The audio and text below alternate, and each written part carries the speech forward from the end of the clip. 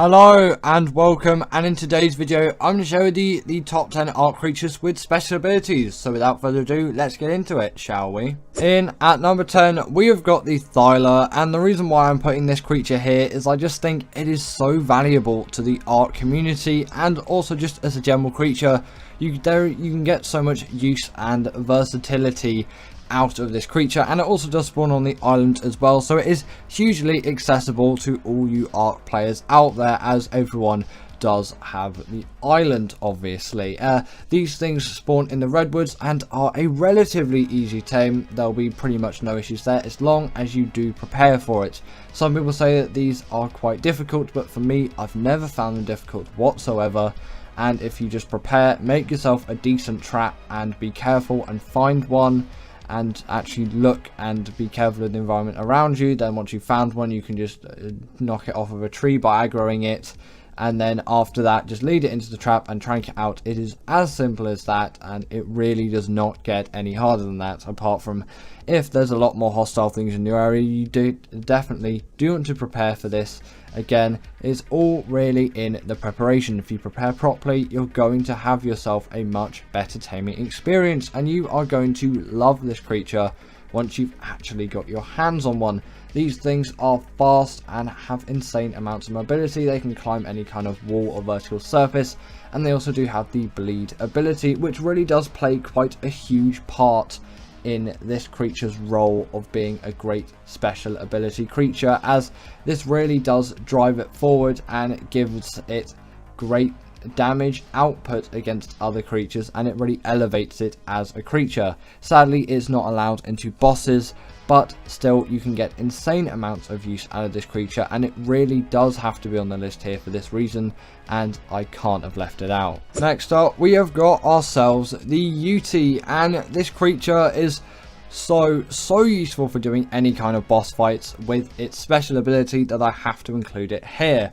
Although there are loads of other creatures with really cool other special abilities as well, I still do have to merit some of the obvious ones, and the UT is an extremely obvious one, with its courage roar aiding your creatures in battle, allowing you to deal more damage to the enemy opponent, probably a boss, considering you'll be using these things for boss fights, but it could also just be all those general minions as well that the boss will spawn if it does spawn those. And also on top of that, it does have a fear roar as well, which you can use to ward off enemies of certain sizes, although obviously again there is a size limit on that, so it's not really going to work. You can't just get the broodmother to run away from you by enacting the fear roar, but still you can use that thing to great use, and I would recommend that you do use it in some boss fighting scenarios. It really can be useful in some cases for just deflecting off some of the minions if you really do need to hold back and, you know, give some space for you to get through. Sometimes it can help fix you getting stuck in a boss fight, which is useful, but you're mainly going to want to use that courage roar, and obviously that's just going to buff up your creatures and they're going to take less damage, and it's really going to be useful for you. Next up we have got the Maywing, and this creature is here just because it is so useful for any kind of travel up in the air, and that really does make it such a great special ability creature. Maybe you might consider gliding not to be a special ability, but I do, and it does act as a portable feeding trough as well, so if that doesn't count as a special ability, then I don't really know what your definition of special ability is, because not really any other creatures have the ability to do that, and therefore it is quite inherently special and unique as well. But that gliding ability is found on creatures like rock drakes, but I just find it easier to control on things like the Maywing, and the Maywing is definitely a star creature when it comes to travel. Like I said, it just gains so much speed, and you can tame it so early on. Very easy tame as well, dead cheap to trap, so easy to trank out, and you're really going to have no issues with taming this thing whatsoever. The only real downside is the maps that it spawn on, because maybe they're not the most friendly to get because they cost money. Not sure if they're on Fiorda though. If they are on Fiorda, then it's not too much an issue, but if they're only on Gen 2, then you're just going to have to get Gen 2 to get one of these things, but they might be on Fiorda considering how successful these things were as creatures. Next up we have got the Snow Owl, and this creature is here for its healing ability. It really is like it's so priceless in a sense. Like, it's so invaluable. I just can't live without having this ability on an Arc creature. And although maybe it's not the most inventive one out there, it does definitely have a wealth of them for you to experience. So, you know, it's not going to get so high up on the list, but I think it does at least deserve that number 7 spot, at least because, you know, you can just get insane use out of this creature, and it's just going to be so useful for you over all of your Arc playing. It really is going to pack a huge amount of punch with that gliding ability first, so you can really get some speed on it. Also does have some sort of infrared, like heat seeking ability, you could say, and that is going to just allow you to seek out any kind of organism that gives off heat, which I'm pretty sure is every single creature in the game. Useful for PvP if you're trying to track down players, or PvE scenarios when you're just trying to find some smaller creatures that are lost. You can kind of use it like night vision as well. You also want to crank up that stamina, because these things freeze and heal creatures, that being wild creatures, your own creatures, or enemy creatures. Don't know why it heals up some enemy creatures unless you maybe just feel bad for them, but for your tame creatures that's pretty self-explanatory. But for wild creatures, maybe it's not if you haven't really played much Arc. But either way, if you're trying something out and, you know, its health isn't particularly doing that great, then you can just get one of these things and heal it up, and boom, you're going to have yourself a healed tame, and its torpor's really not going to go down that much, and your tame experience is just going to be a lot nicer. You can also use the snow owl pellets on things like gachas to get some insane loot out of them. So if you haven't already, get yourself a snow owl. Next up, we have got the Astrodelphis, and I think this creature really does just play quite a huge role in general Arc playing, and also it really does just aid in any kind of transportation around the map, as they can move at incredibly fast speeds, which is obviously extremely useful. The Tropoignathus is another great creature here, but I kind of do prefer the Astrodelphis on quite a lot of levels. Not in terms of model design and looks, the Tropoignathus is better there, but it's a lot more acrobatic, and for me, somehow, I just find it a lot easier to control, and I like how it just generally moves around. The animations are nice, and obviously the model does look pretty cool as well. Your only real downside is that saddle level, and taming it might seem a little bit expensive on the first hand, but you know, it isn't the worst of the worst, especially considering you're on Gen 2 when you're taming these things realistically. Again, not sure if they're on Fielder, they might be on Fielder, but Gen 2 is really easy for getting any kind of element, so it's not going to be too much of an issue whatsoever, at least most of the time. But yeah, really fast, really agile flying mount, and I do just really like this. It's like in a lot of ways the Astrocetus, but it does a different job and better. At number 5, we have got the Rhinoganatha, and this creature is here just because it is so packed with features, and I really do have to merit it for all of that. It does stand as a very great special ability creature, being able to pick up creatures of such great sizes up to things like Rexes and Paraceratheriums. It also kind of shoots a sort of lasery projectile-y thing, and I guess you might not classify that as a special ability. It's a little bit weaker on the side of special abilities, but for me that does, especially the picking up creatures of such large sizes. That is an ability which no other creature really does have, and that is just a really cool one, really inventive in a lot of ways. Maybe not the most creative, but it definitely adds quite a new, different dimension to the game, especially considering in ASA at the moment, cryopods aren't a thing, so this is your only way of really transporting those big creatures around the map, unless obviously you're using a Quetzal with a platform saddle. But obviously that creature is not on the list, and the Rhinoganatha is in a lot of ways just the more convenient option. Its taming method is just the exact same as the Reapers, except it impregnates a dino. The Bronto is preferable, at least from my exploration, and also you need a lot of resources as well if you want 100% effectiveness. They were on screen there, but I don't really think they are too necessary to tame these things, as you're not going to be using them in bosses and things like that. So there's not really a point, in my opinion, to get 100% effectiveness. Even if I was taming a boss creature, I probably wouldn't even bother to get 100% effectiveness. Just feed it like a better food. In this case, obviously, it's not going to need really food. It is going to have cravings where you can give it those resources to get 100% effectiveness, but for my purposes, I don't really think it's that useful, and I've never done it myself.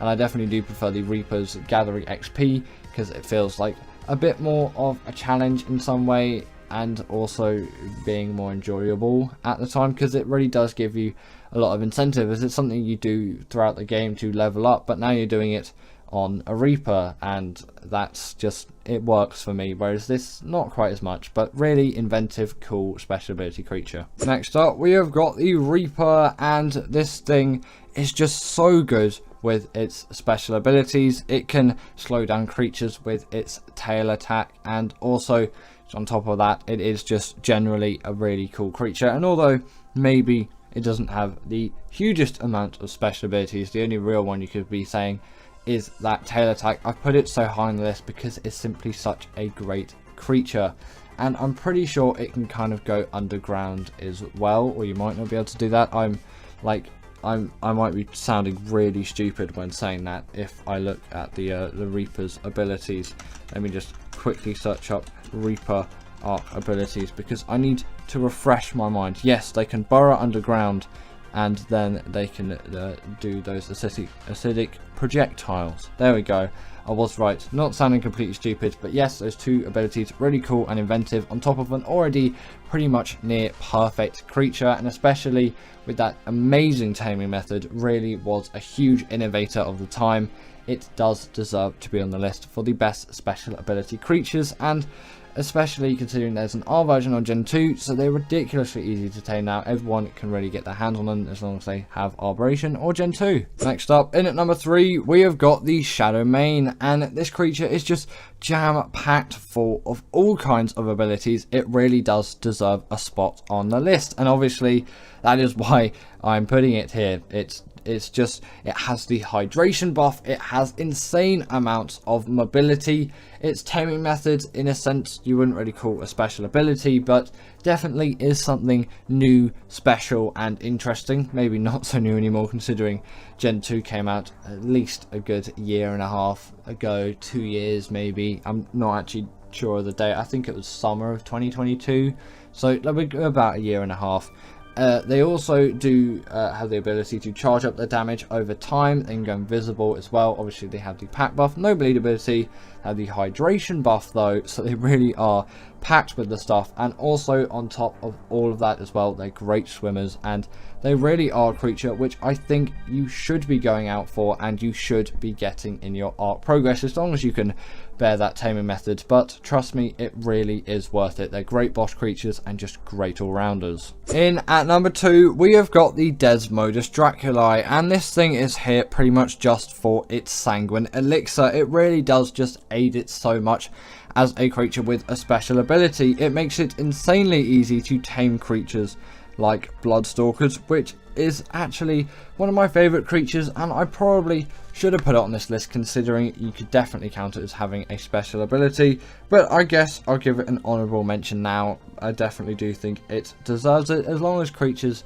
like the Velonosaur, the Managama, those creatures are some really great suggestions as well, and I love those creatures to have in my Arc arsenal, and they really do have some nice, great special abilities on them. But the Desmodus here has the gliding ability and go invisible as well, although it can't do that in the Wasteland Spine because there is no night cycle, because you can only do that at night. It can also grapple onto any kind of wall, vertical surface, and it can farm blood bags and can craft sanguine elixir, so it really is just such a go-to creature for being an Arc special ability tame. And finally, in at number 1, we have got the Deinonychus, and this will always top my lists for Arc special ability creatures, depending on what the new creatures bring though. Who knows, maybe they could top the charts after this, but really this is just my go-to special ability creature. It has high amounts of mobility and really doesn't break the bank when it comes to taming these things, requiring such little amounts of resource, and also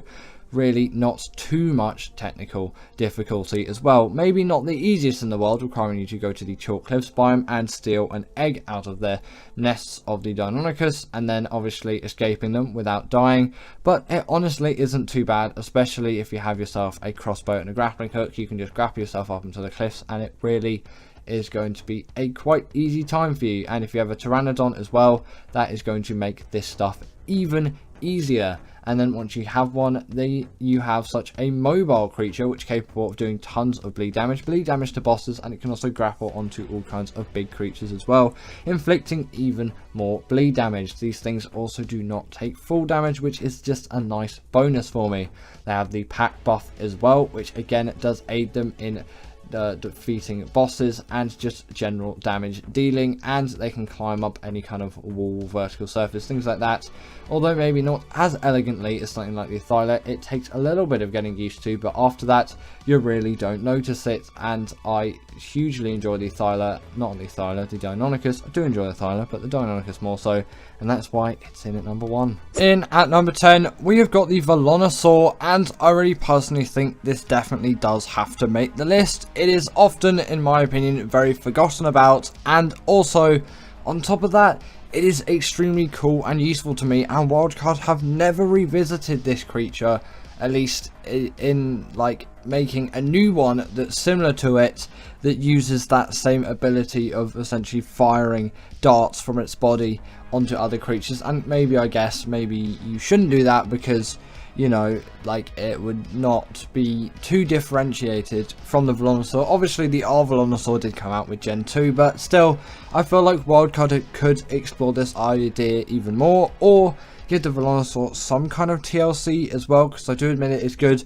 It is just really sad that its damage doesn't scale with its bullets, and you could really utilize that ability, which it has, even more, and get so much more use out of it and make it cooler. Obviously, by adding more damage, you can actually make those better, and you could do like different kinds of bullets, like you have different plate types on something like the Stego. Like, you could have some that curve around walls, like, you know, homing one. You could have ones that like set fire to things, one that freeze things. I kind of a bit Pokemon with all the different like fire, earth, but you could really get some good use out of it. Next up, we have got the gas bags, and I feel like this creature is really cool and very inventive, and as a fantasy creature it really just works for me, and I really find it such a great one. Like, I love the way it works and how it's implemented and how it moves around the map, because yes, it definitely does take quite a bit of a learning curve to actually fly these things somewhat efficiently, and in this B-roll I'm absolutely terrible at flying it. Sorry for the atrocious gameplay, you're just gonna have to deal with it, I guess. Either way, they're not the easiest thing to fly, but I can see how it would ergonomically work, and nowadays I am a lot better at flying these things. This B-roll is a little bit old and I should really consider updating it. I'll probably do that in the future at some point, but you know, you still get the representation of the gas bags and you can see how it works. Essentially, you level up your oxygen and then that will give you gas, and then the gas allows you to fly around the map, because obviously that's what you use, and it will slowly deplete as you keep going. The one kind of downside about these things is they do take full damage, and also taming them can be pretty annoying because it's pretty buggy, and you definitely do have to be careful about that full damage, as if they run out really high in the air, considering they're not too easy to control, especially in the early stages, and you'll probably be doing this more in the early stages. You go up way too high and then just simply run out, and then you'll just kind of fall to your death, or you use a lot of damage. So not a lot of damage, you use up a lot of health. What am I talking about anymore? My brain is confuzzled again, like it was in yesterday's video. Either way, yeah, you don't want to do that. Obviously, if you do end up in that, you can simply just dismount just before you hit the ground, and it's not really that much of an issue. The only real issue then is just getting out and away from all of those pesky creatures which lie, you know, just on the ground. Obviously the wyvern isn't a ground creature, but there was a lot of corrupted wyverns down there, and then I ended up just going way too high to the top of the map. So it really just show you definitely got to be careful with these things, but I really think they're cool and I love the way they're implemented. Next up, we have got the crystal wyvern, and this creature is here just because it kind of expands on what the wyvern does, and in my opinion it just does it better. Its taming method is so much easier in my opinion, and a lot more simple. I know it is locked behind level 65 level, like wall essentially. You've got to get to level 65 to be able to tame this thing, and you do need the primal crystal, so you need to knock out one of these wyverns to actually get that primal crystal. But doing a note run isn't that bad, and knocking one of these things out can be very simply done with a pretty relatively inexpensive trap and some tracking arrows and a crossbow, or you could even just use a bow, but you know, you'll probably have a crossbow by the time you tame one of these things, and they're just so good, and you get pretty much the full wyvern experience, which I'm confident is the same really. Obviously it's different because it's different style of wyvern. You get the hydration buff on these things, seemingly a little bit kind of useless considering it's a flyer and they can't go in the water, but still you do have that. And with that blood crystal wyvern, it just, their main ability is so cool and so useful and so effective. But people really do like this just normal tropical crystal wyvern, I think it's called, something like that. Not really too familiar with the name of these things. I usually just call them the crystal wyverns. But yes, they, in my opinion, are definitely very deserving of being on the list, and I just simply had to put them here as I really do enjoy having these things on my side and taming them. They are just a dream to have. Next up, we have got the snow owl, and this creature is here just because of how full it is with all of those abilities, and you really can't let it down for all of those. It just packs so much in terms of all of its great abilities. It has to be on this list, and it also just becomes sort of a better version of the griffin in my opinion. Although yes, maybe not as speedy. I will give the griffin a brief mention. It's not on the list. It definitely could be worthy of being on the list, and I might be tempted to switch out the Volans or something like that, or maybe put it instead of the snow owl. It really just depends on personal preference, and for me, everything that the snow owl does, I feel like, you know, the griffin does, but like not as well maybe in terms of obviously speed. It's faster, but I just prefer this creature because it's a bit of an all-rounder for me. It's got that glide ability, so you can pick up the speed. On top of that, it's also got a heat-seeking ability, more useful for PvP players, as you can see if any people are trying to raid your base, or if you've trying to find someone, you know, if they have raided your base, or if they've been trying to, then you can quickly track them down like that. And obviously if you're trying to find any small creatures or just creatures that are lost in PvE, works as well, and it works quite well as a sort of night vision camera as well. And also on top of that, they do heal up creatures as well with their freezing ability. Don't know how many times I've said as well, probably far too many. Either way, you can freeze those creatures up, and then from that, obviously, it's going to heal them, and it can be any type of creature, enemy creatures, your own creatures, or wild creatures. And wild creatures, it kind of adds a new dimension to healing creatures, which the den doesn't have, which is if you're taming something, and then, you know, you've put loads of tranks into it, and it's really low on health, and you can just quickly heal it up with one of these things, and obviously it's going to freeze it, so it can't deal any damage back to you.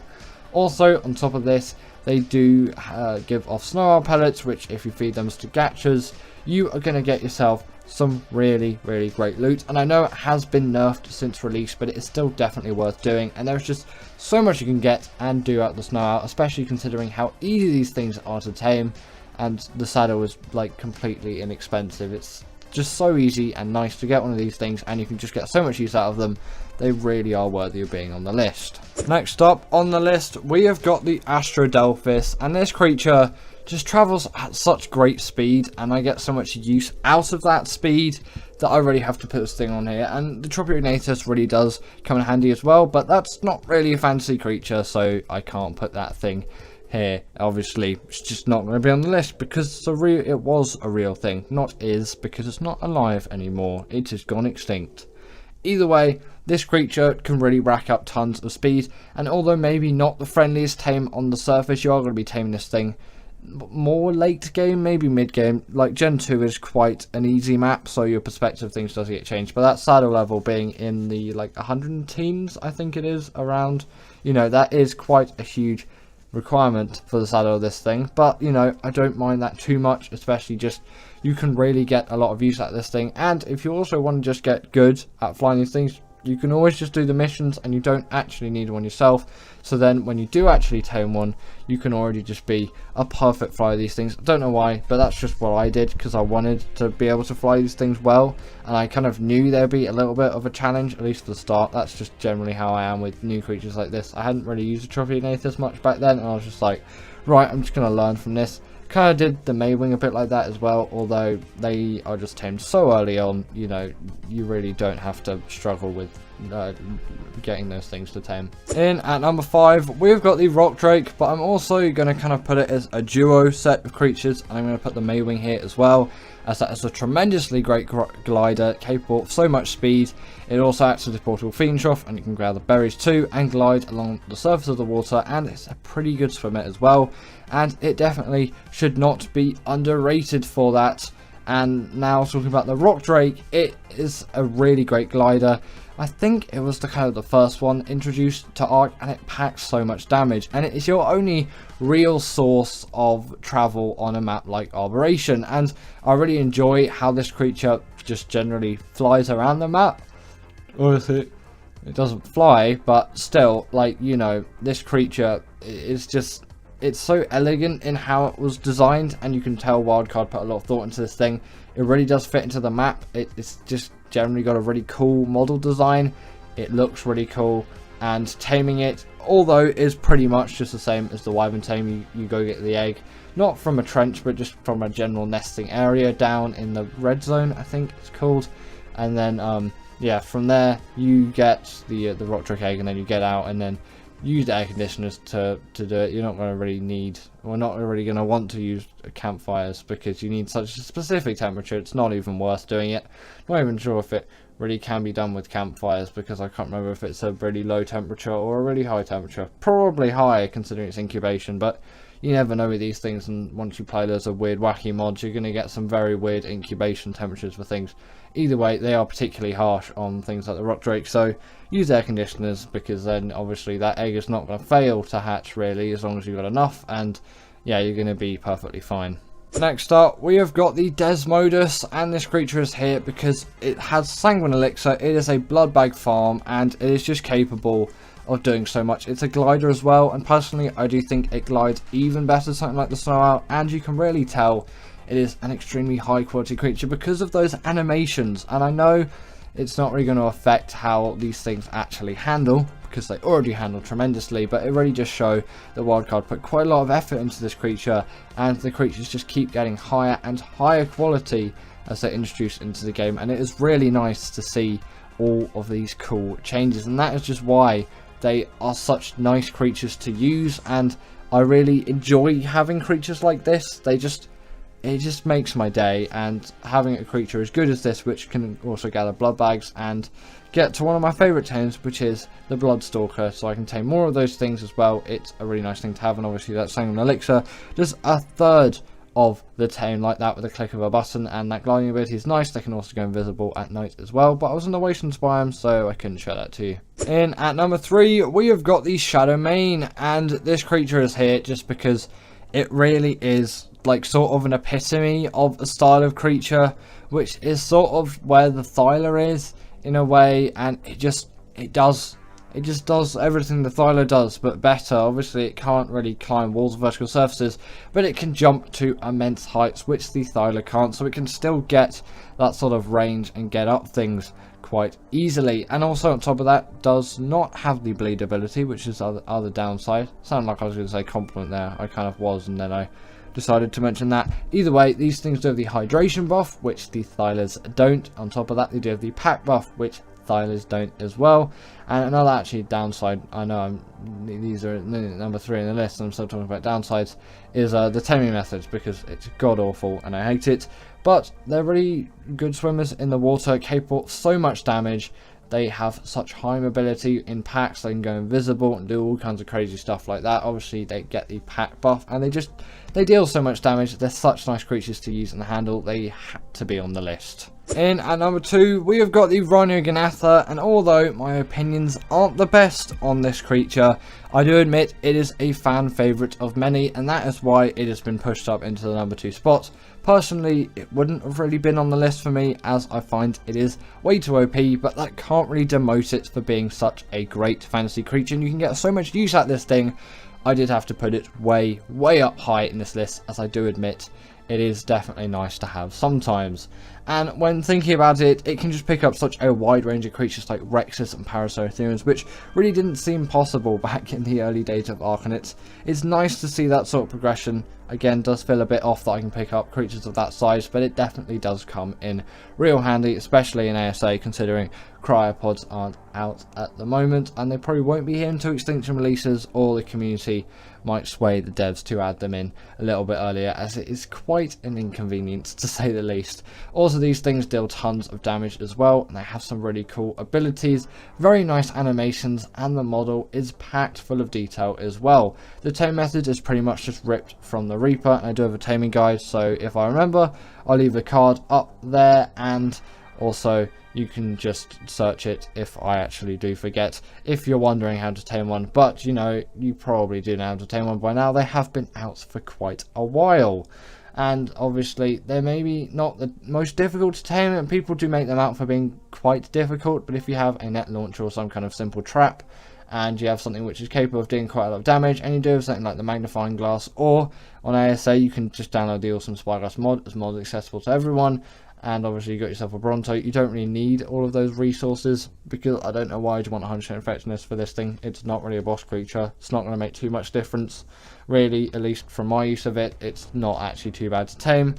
But just before we get into number one, I do have to mention a few creatures, which are the Noglin, because I think that thing is just really cool, really nicely implemented. I also want to mention the Bloodstalker, my favourite underwater tame, but it didn't really make the list because it's not maybe the most popular for everyone out there, and there are just so many other creatures which I still want to put on their list. The Astrocetus is another really great shout as well. The Void Worm, often forgotten about, do really like that creature as well. So without further ado, let's get into the number one spot. And in at number one, we have got the Reaper, and this creature is here just because it fits in so well with its map, and although maybe not the most inventive design for a creature, pretty much just the alien from Aliens, or Aliens, depending on what film you're watching, or it could even be Aliens 3, who knows, just that one, the Xenomorph. I think it's like kind of code name in the general arc, like code where you spawn it in, is like Xenomorph thing, something like that. It's definitely not the Reaper, because it's not